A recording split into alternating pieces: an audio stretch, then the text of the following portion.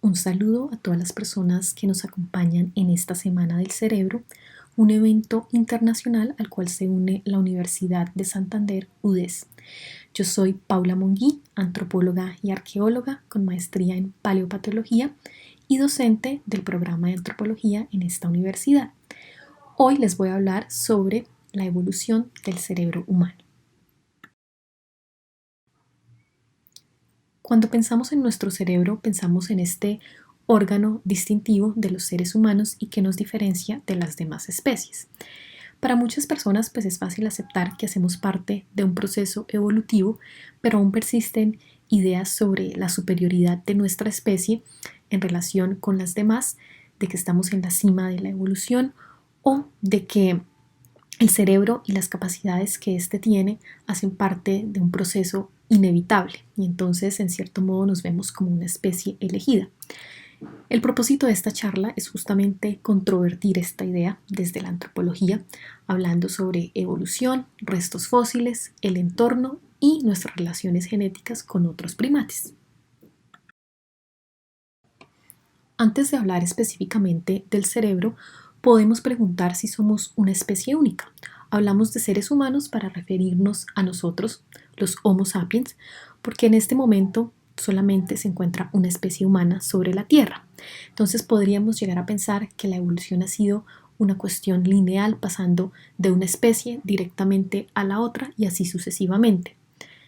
Si retrocediéramos 300.000 años en el tiempo, nos encontraríamos con 5 especies humanas habitando en África, Asia y Europa. La evidencia fósil entonces nos demuestra que esto ha sido más bien un árbol evolutivo con variedad de ramas, es decir, de linajes humanos que a medida que va pasando el tiempo algunos de ellos se van extinguiendo y llegamos entonces al punto actual donde solo estamos nosotros.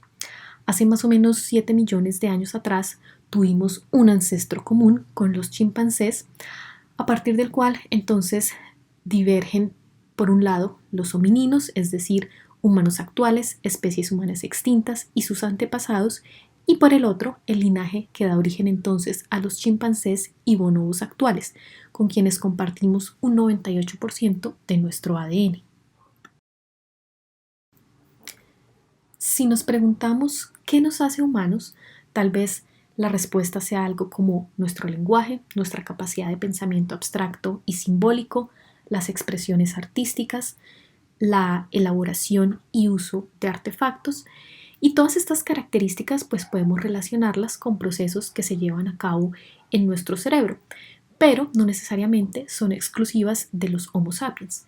Si observamos a los chimpancés, nuestros parientes más cercanos, vemos que también hacen uso de herramientas y que tienen comportamientos que indican procesos de duelo y conciencia sobre la pérdida de un ser querido. Si observamos un pulpo, vemos que tienen la capacidad de diversas conductas que pueden resolver problemas usando elementos de su entorno como herramientas y que aprenden a partir de la experiencia, aspectos que relacionamos exclusivamente como de los humanos. Entonces, ya vemos que estas habilidades no son tan exclusivas. Ahora, si pensamos en una característica de los homininos que nos distingue y que tal vez no está relacionada con el cerebro, entonces podemos mencionar el bipedalismo, es decir, el hecho de que nos desplazamos de manera habitual sobre nuestras extremidades inferiores, dejando así libres las superiores. Entonces tengamos esto en cuenta para más adelante.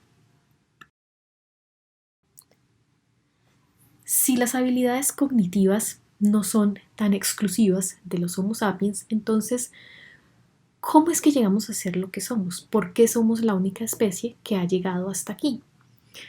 A mediados del siglo XIX, Charles Darwin y Alfred Wallace proponen la teoría de la evolución.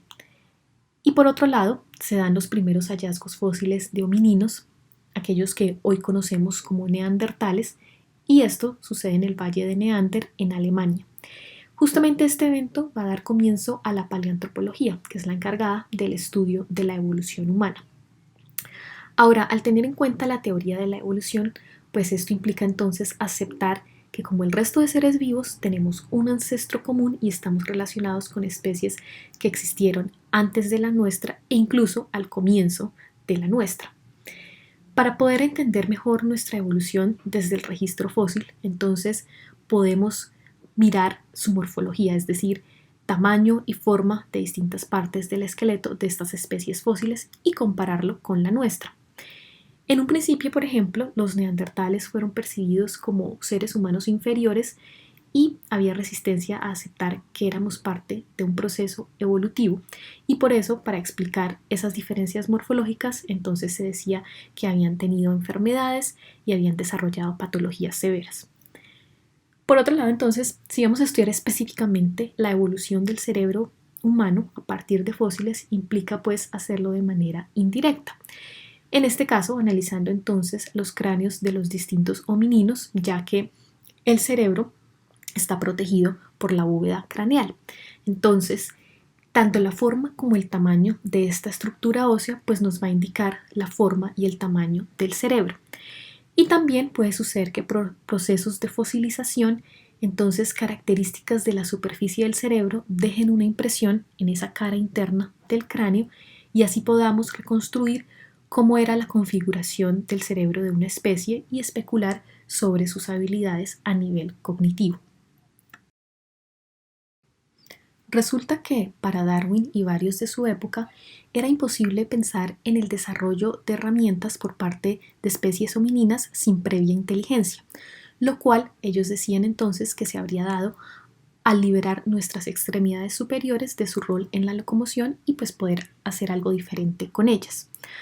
Ahora, ¿cómo vamos a evaluar la inteligencia en el registro fósil? Pues nos toca inferir a partir de un mayor tamaño cerebral y justamente de la aparición de herramientas. Resulta que si buscamos cuál es esa primera característica común en los homininos que aparece en ese proceso de evolución, pues vemos que hace 6-7 millones de años atrás lo que aparecen son cambios en el esqueleto relacionados con el bipedalismo. Y si vamos a mirar cuándo empieza a darse una significativa expansión cerebral, pues esto solo sucede hace alrededor de 2 millones de años atrás. Y lo que es aún más interesante, el uso de herramientas comienza hace 3.3 millones de años atrás, es decir, antes de que tengamos un cerebro de gran tamaño. Lo anterior pareciera sugerir que no es necesario un gran tamaño cerebral para elaborar herramientas y entonces tenemos que preguntar si esta expansión cerebral era algo inevitable o no. Y hasta hace muy poco la evolución del cerebro era entendida como un proceso gradual, lineal, yendo de un menor a un mayor tamaño a través del tiempo, y al mirar nuestros ancestros putativos veíamos que tenían una capacidad cerebral muy similar a un chimpancé actual. Más adelante, con la aparición de los Australopithecus, entonces observábamos incrementos graduales en el tamaño de su cerebro.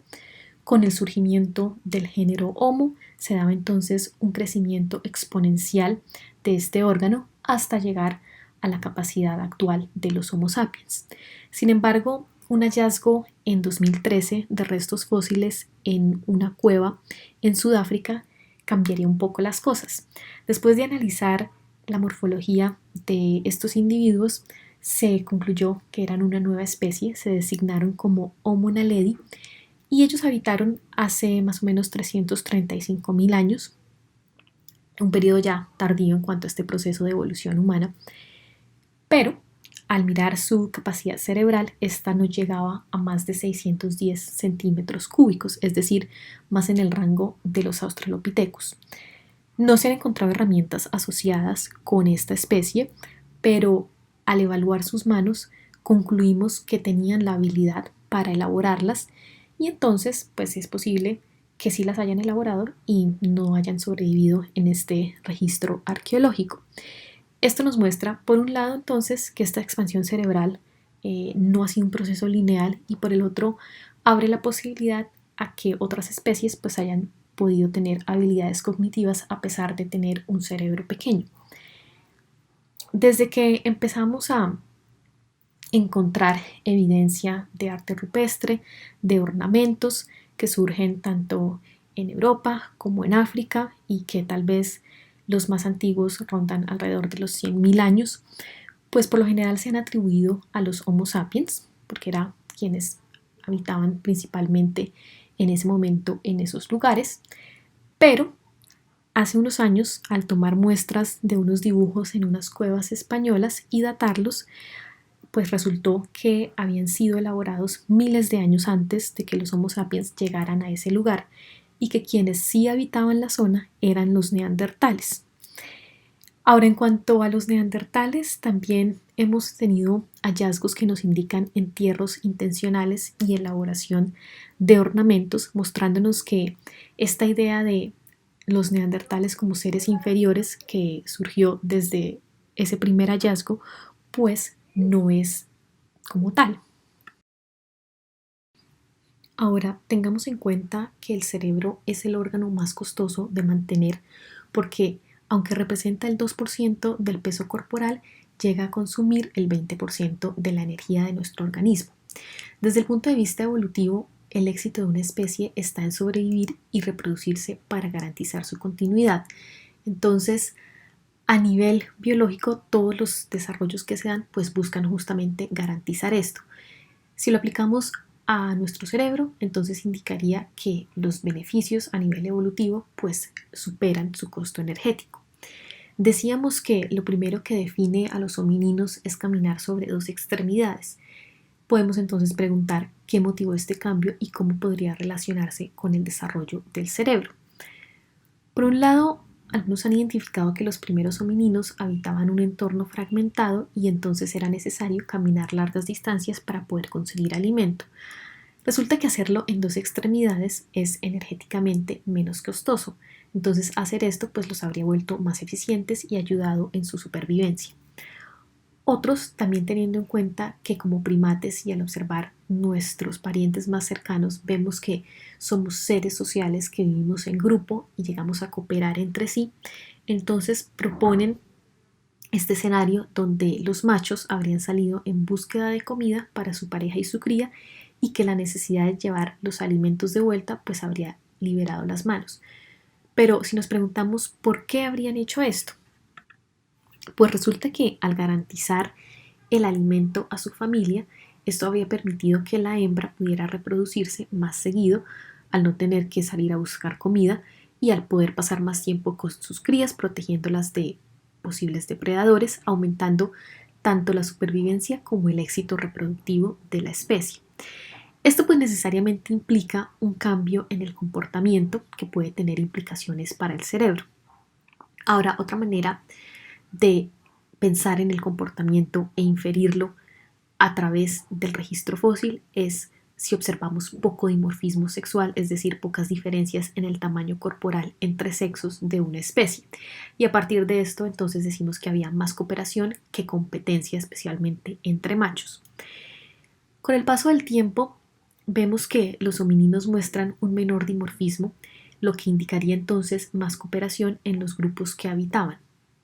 Ahora, si pensamos en una vida grupal, esto implica entonces que hacer alianzas y predecir comportamientos va a ser muy importante para tener éxito en los enfrentamientos y en la reproducción. Al ser un grupo cada vez más grande, pues van a surgir los conflictos y por tanto tener conciencia de nosotros mismos y del impacto que tienen nuestras acciones, pues va a ser ventajoso porque permite adaptarnos a nuestro mundo social y al entorno físico, aumentando entonces los chances de supervivencia y reproducción. Para cerrar entonces, diríamos que esta conciencia que posiblemente llevó a continuar entonces el desarrollo de las habilidades cognitivas y del comportamiento, nos lleva hoy justamente entonces a preguntarnos por nuestros orígenes, nuestro lugar en el universo y nuestra existencia futura, donde gracias a nuestra inteligencia hemos logrado grandes avances tecnológicos, pero hemos olvidado en algunas sociedades que nuestro lugar y nuestros orígenes están en la naturaleza y por tanto dependemos de ella. Espero que esta charla sobre el cerebro desde la mirada de la antropología les haya generado reflexiones, inquietudes y curiosidad por conocer más sobre el cerebro y nosotros mismos. Muchas gracias por su atención y los invito a ingresar al link en pantalla para conocer más sobre los eventos de esta semana del cerebro.